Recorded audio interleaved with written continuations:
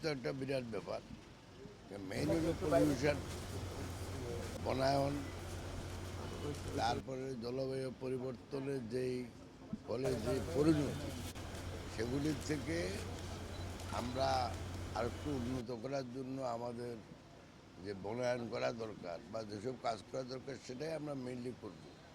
তবে জলবায়ু জলবায়ু পরিবর্তনের সাথে কিন্তু অনেক জিনিস জড়িত, যেমন নদী ভাঙনের ব্যাপারটা আছে, তারপরে পরিবেশের ব্যাপারটা আছে, পলিউশনের ব্যাপারটা আছে, এগুলি সবাই কিন্তু জলবায়ুর সাথে এখন জড়িত। তো আমাদের প্রায়োরিটি হবে জলবায়ু পরিবর্তনের ফলে যেই পরিণতির শিকার আমাদের দেশের লোকজন, তাদের সেই পরিণতি থেকে কিছু লাঘব করা। আর এছাড়া যেগুলো আছে বনায়নের মাধ্যমে কিছু করা যাবে, পলিউশন কন্ট্রোল করা কিছু করা যাবে।